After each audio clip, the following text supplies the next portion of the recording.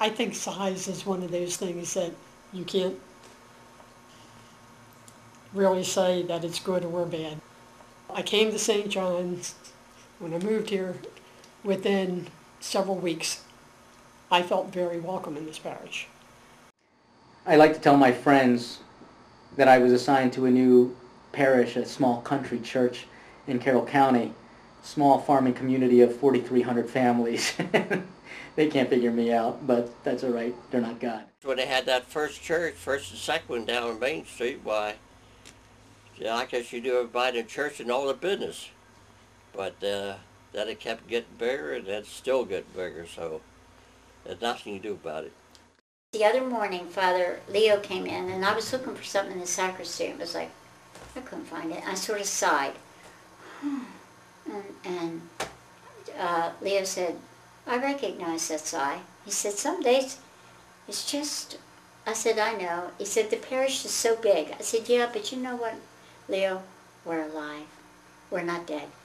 So if they want to be in a parish that's alive and active and into many things, come. If you want to be a bump on the log, well, you know, you're welcome to come, but you're going to feel out of step.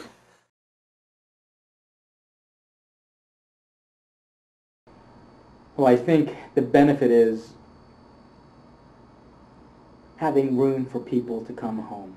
I think that in this year, 2,000 years after Christ walked the earth, I think people are going to start reevaluating their faith. And one of the most frustrating things is being able to come into a church and not having a seat for you.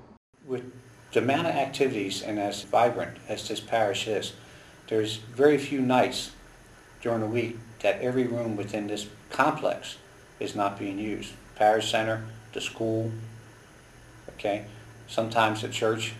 So we know we needed the space, so that was almost a no-brainer to go that way. Let's look at building a new church, and that's what we did.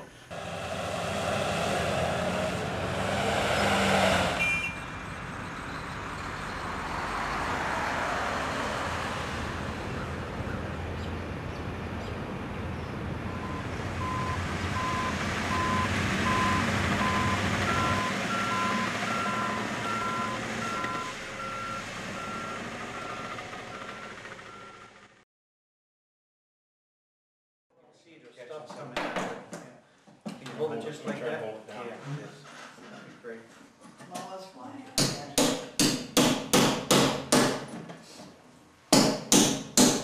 Up. Whoop. Yeah. Be careful. You're in.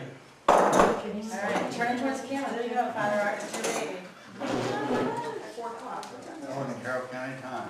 Evening Sun, church plans, demolition of historic site. And there's up on the altar, I don't know if you can see it, but the kneeling angels are on either side of the altar. Oh, yeah. And where are they at? In our church. Oh, on the side. Oh, yeah. That's a beautiful church. The third St. John Church was a magnificent structure with a towering spire that dwarfed the other man-made structures on Main Street. 500,000 bricks were baked by John Orendorff on his Bachman Valley Road farm.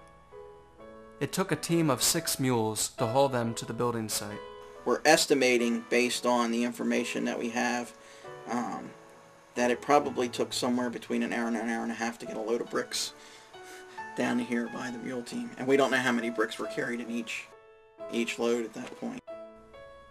The ceremony commemorating the laying of the cornerstone took place within days after the assassination of President Abraham Lincoln. Over the next 18 months, parishioners donated their time and resources to complete the Main Street Church. The building was dedicated on November 22, 1866. In 1889, Father Gloyd was transferred to Washington, D.C. 3 years later, the spiritual leadership of the parish was assumed by Reverend Joseph Cassidy, who would be responsible for making the most significant contribution to the parish school.